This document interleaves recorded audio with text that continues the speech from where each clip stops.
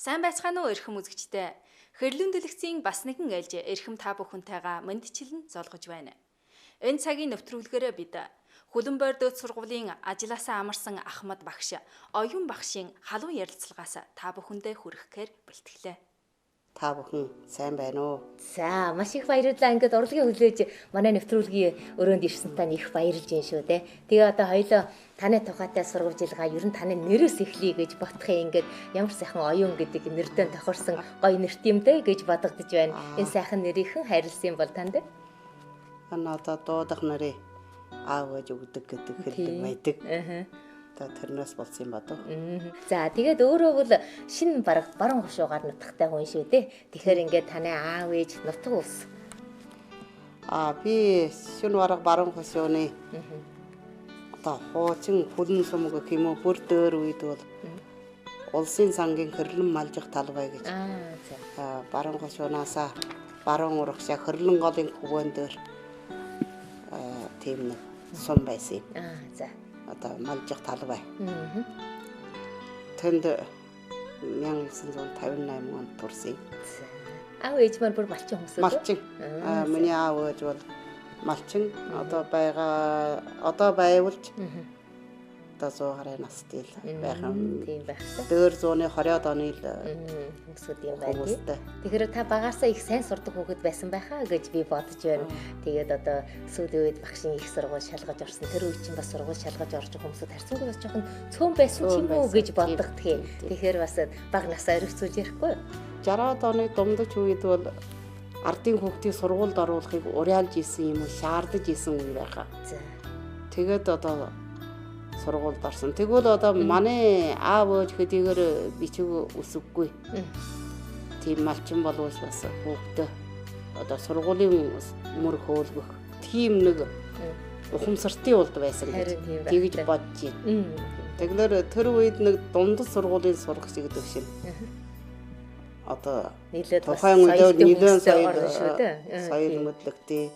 Тэгээд тэр үеийн заан сургаал тийм үү сурах дуртай хүүхэд нь сайн сурдаг юм уу? Заан сургаах тэр багш нь бас сайн заадаг юм уу? Одоо юутсан заах нь хариуцлагатай, нөгөөх нь одоо хүүхэд нь бол сурах дуртай. Тийм үе байсан юм дээ. Тэгээд манай ах бол нэг олон одоо дөр үеийн хөвлөгдсөн монгол номыг бол их авсан байлээ. За. Тэгэхээр бол таны энэ бичих сурах уран бол бас ахтайтай нэг холбоотой юм байна да. Би тэгээд одоо сургуульд орсны сүүлээр тэр бараг 1-р ангийн жилдэл бараг холбоо өгөнд. Үг холбоо чадсан. Ном уншсан ухаантай. Тэгээд 2-р оноосоо бол одоо ном уншиж чадах болжээ. Тэгээд одоо сургуулаа төгсөөд ингээд одоо анх багш боллоо шүү дээ. Тэгээд багш болох үеийн тэр төрөлтөлтэй нь одоо санагдаж байна уу? Яг бас их сайхан байхтай бас олон хүүхдэд бичиг заана гэдэг чинь тийм ээ. Тийм одоо багшийн мөрөглөөр төгссөн болохоор одоо багшилна. Тэгээ багшилахад яг одоо чармайж сайн заах хэрэгтэй, сайн бэлдэх хэрэгтэй. Одоо байгаа мэдлэг мөрөгжил бол бас жаахан дутуу шүү дээ. Одоо санаанд хүрэхгүй тэгээд үргэлжлэн сурж, зааж, насны багшийн хичээлнүүдийг бас дагаж сонсон. Тэгээд цөөхөн чанаа ба дагаж сонсноо тэр манай сургууль бас тийм шаардлагатай. Залуу багш нар бол Ахмад багшийн хичээлийг бол сонсох хэрэгтэй. Тэгээд тэдний мөрөгжил нондоо хийсэн заа харах юм. Тийм шүү дээ. Та ер нь хэдэн жил багшилсан хүн бэ? Яг хичээлийн тайзан дээр бол 39 жил зогсожээ. Тийм байна. Улсын ясаар тэр 36 жил ажиллаад дахиад сургууль 3 жил намайг урьж хэрэглэв. Тэгээд одоо 39 жил багшилжээ. Одоо эргүүлээд батхад 30 одоо 39 бараг 40 жил юм биш үү? Наа цамлигаа бараг хичнээн хөөхд хөмжилсэн хүн бэ? Та ер нь улс гэр орнодоо. Одоо ердөө тоолж үзээгүй л да. Нэг жилдээ одоо 2 ангид юм уу 3 ангид хичээл орно. Жилээр хичээл ороод.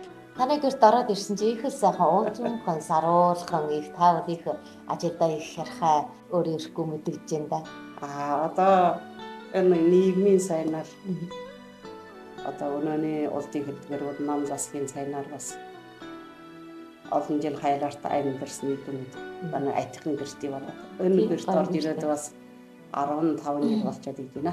Ер нь тэгээд нэг гэр бүлийг одоо сайхан авч явахд бүсгүй хүмүүс бас их үйлдэл үзүүлдэг шүү дээ. Тэгээд та бол одоо таны гэрт орж ирэхдээ цаанаа мэдээлж байгаа нэг цөвөрхөө их цөөрч хүн байна л гэж нас санагдлаа юм эмэрхцэгцтэй. Малтан монголчууд бол нүүдэл соёлын нөлөөгөөр өдөө дотор новш авч явахгүй тэр ачаа үсэг нүүж бооход дүгмэн батна. Бараг тэр багын тэр нэг сургал гэх юм уу тэр татгал шингэж юм уу яагаад тэгээ илүү дотоо юм гэртээ чадахын дотор байлаа. Харин цөөрхөө. Одоо өмсгөө болсон голцсон бол сайн энэ бол хүндэл дөрөв танд гэдэг юм. Яг бараг техникийн хайшлаач канаад яг юм хийгээ. Юучсан ч харуулт юм харуулна. За таны гэр бүлийн тал руу жоохон ойлгоё гэж бодлоо. Таны одоо насны хантай нь бас одоо хаанах хүн юм ер нь хоёулаа хийзээ таньж ирсэн тэр залуу насаа өргөсөд. Одоо бид хоёр нэг нутгийн хүн. Тэгээд том сургуульд авал нэг анги. Манай хүн хошуунд аав нь одоо катер байсан болохоор хошуунгийн төр бүтсэн хүн юм байна. Тэгээд нэг ангийн хүн болохоор хизээ танилцсан гэдгээс мэдгүй. Нэг нутгийн хүн юм болохоор одоо цогтой багасаад наадад өргөлж өссөн байгаа даа. Тэгэхээр одоо хизээ танилцаа гэж мэдгүй. Тэгээд цааш нь бол одоо энэ ханиэсэл болохын тухай хизээ хэн яаж илтгэснөөш бас үнэ тодорхой үйл юм да. Нэг үтгэл хоёлаа юусэн нэг гүри хоёр болоод амьдэрчээ. Одоо нэг хайрын сэтгэл юм уу янаг амаргийн бодлоо. Нэг их тайлбар хэрэггүй байдаг шүү дээ. Тийм шүү дээ. Бас ч нэг их илтгэл бас хэрэггүй. Тэгээд ойлгоцоод бол тийм байна да. За. Тэгээд танай тэр үед бас 20 өдөр хитгэл байхдаа бас 20 хийсэн битээ хоёлаа бас хийсэн. Тийм ба. Миний аав ээж бол их өрт нас барсан. Аав намайг 90-д ээж 13-д. Тэгээд би ах өргөний гар дээр өссөн. Ах өргөн маань бүр сайн хүн бидний сайхан өссөн. Хүний өнгөрийг. Тэгээд л том сургуулаа төгссөн сүүлээр манай хөдөө буугаас ингэдэг юм болоод ажил хөдөлмөрт орно шүү дээ. Тэр үеийн одоо баргаад нийтийн хөдөлмөрт орно. Тэгээд одоо байгитгий этний гэрийн одоо хөргөлөөлөх санаатай аав ээж нь байгаа юм чинь хүү талын юм чинь бас тэр үед одоо их л бүлтгэл хийгээндээ аяар тэнгинаас нэг синкэр төмөр ханз захиулж асраа гинэ. Тэр үед бас төмөр ханссан. Төмөр ортой. Захиулж асраа гинэ.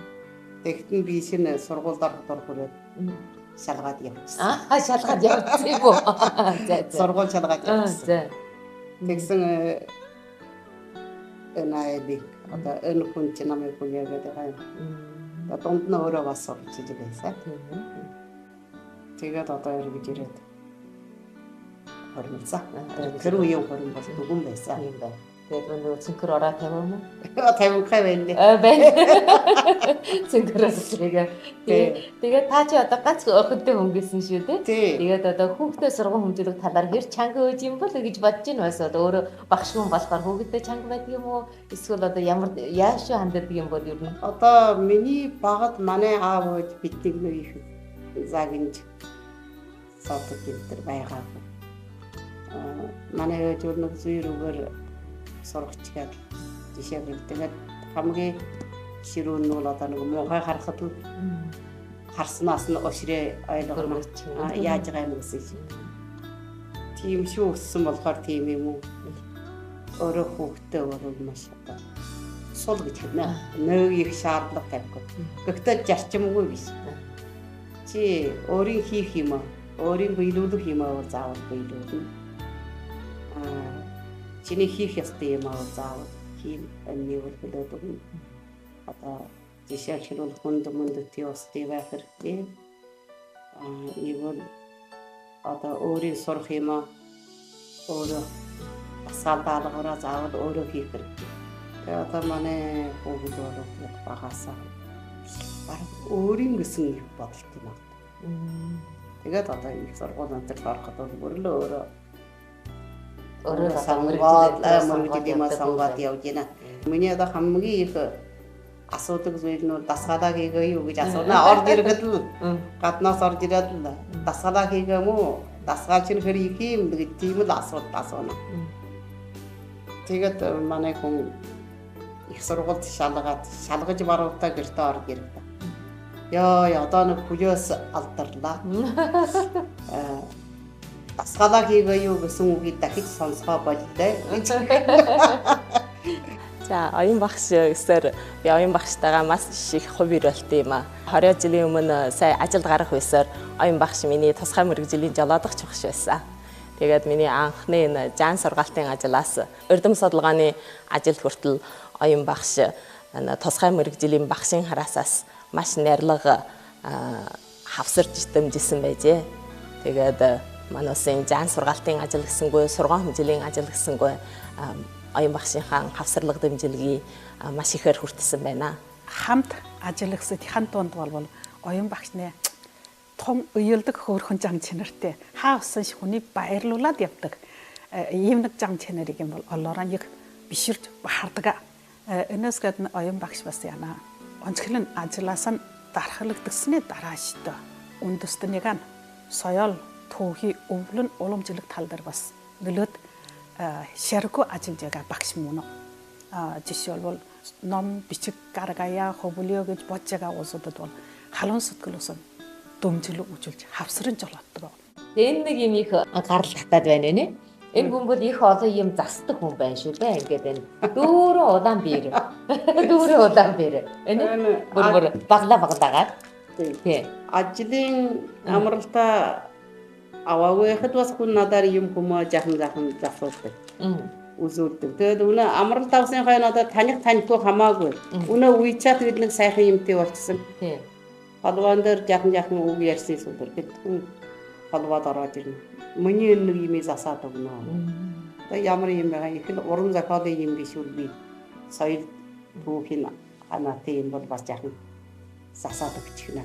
Тэгээд одоо ном юм найруулга ажил нэлээд гинэ. Та одоо ингээд өнөөдөр бас намаа аваад ирсэн байна. 2006 онд бол одоо бараг цуудын байнгу хэрэгэлдэг зүйрсчин өнгөдөх хүн ухааны үзэл санаа гэдэг одоо ийм номыг хөвлүүлсэн юм байна тийм байна. За тэгэхээр өнөөр одоо удаан жилийн багшилсны туршлага боيو өөрөө бас одоо бараг хүн болохоор манай бараг цуудынхаа хэрэгэлдэг зүйр үгийг бас одоо ингэж хүн ухааны үзэл санаатай баялуулсан юм ном юм байна да.